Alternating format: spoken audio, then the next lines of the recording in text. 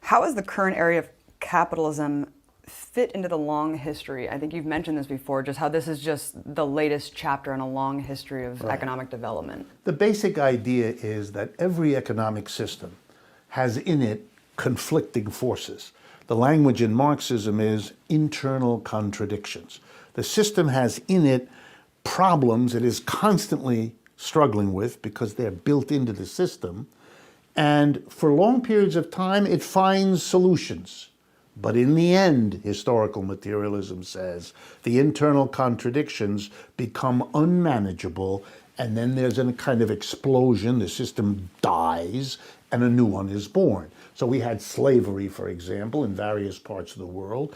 It was born, it evolved, it had its contradictions. For example, the contradiction that the only way a slave system can continue is if you replace the slaves that reach old age and die, and that's become a big problem for many slave societies. And so eventually, the slavery couldn't solve its problems, and it died, replaced by feudalism in Europe, which went through the parallel process, and then it blew up. It couldn't solve its problems. So historical materialism begins to look at capitalism through the same lens. What are the internal contradictions?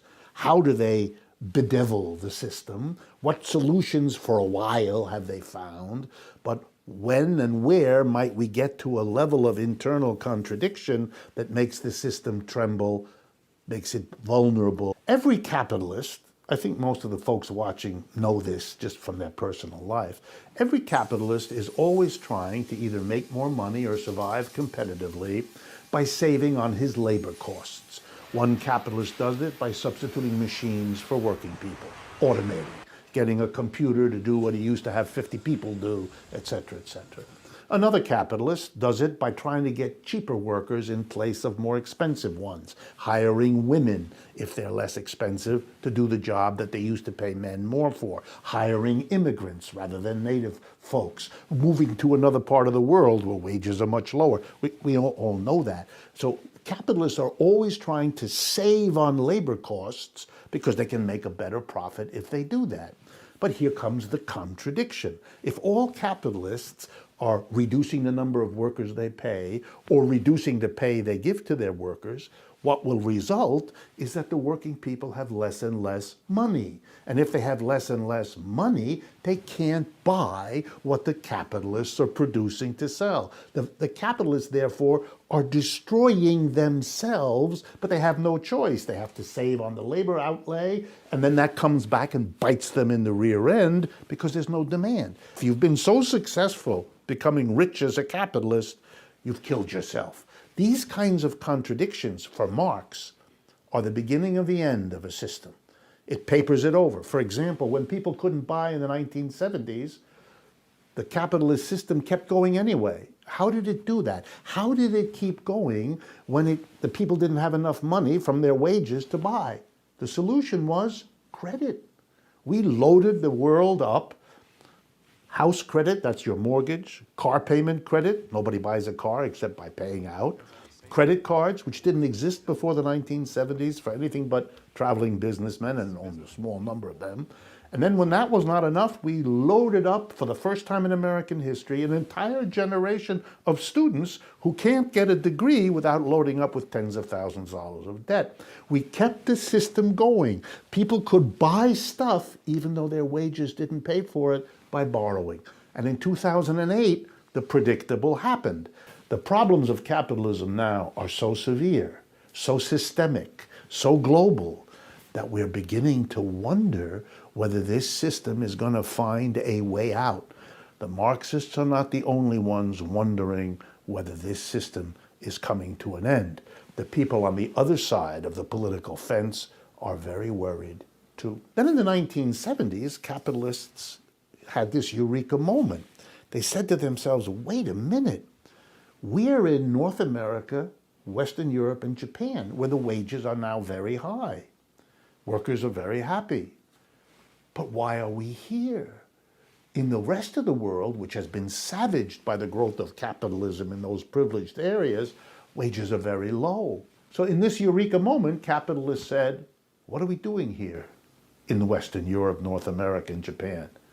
It's much more profitable if we produce in China, in India, in Brazil, anywhere else.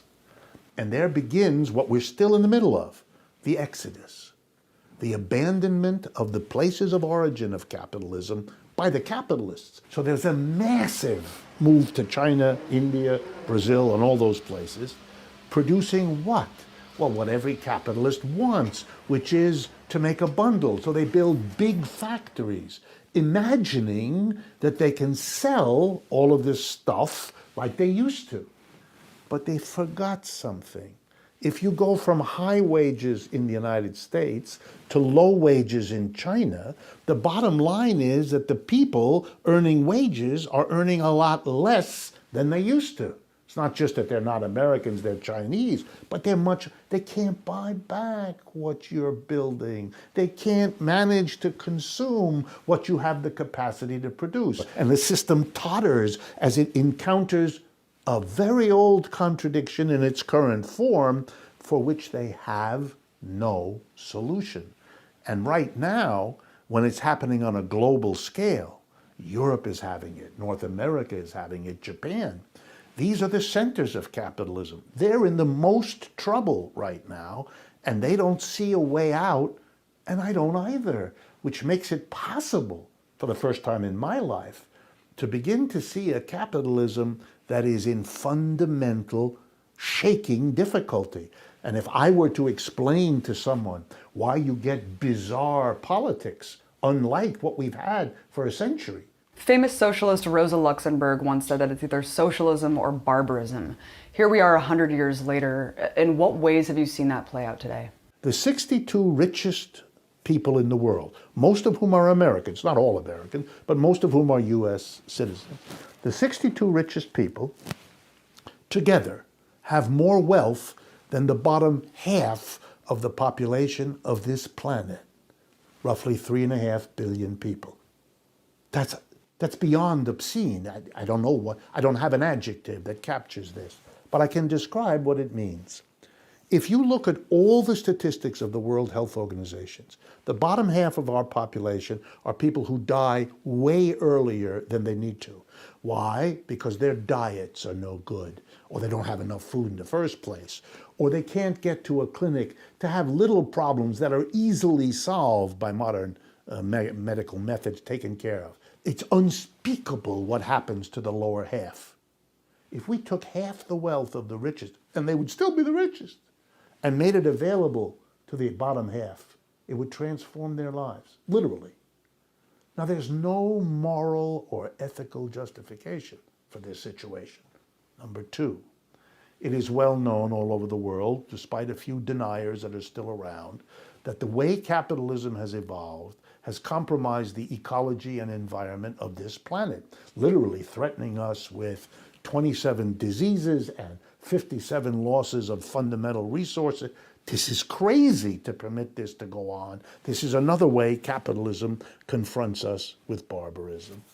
And the third one is, and here the United States plays a particular role, is this notion that the Western world, the world that has the wealth and the military might, is in a war, an endless war against something as vague as terrorism, whatever exactly that is, and that this is used to justify an endless use of resources not available for people's needs, but to combat one enemy, real or imagined, after another. So we literally confront an endless military warfare state, a cataclysmic destruction of our natural environment, and a level of inequality that has no justification.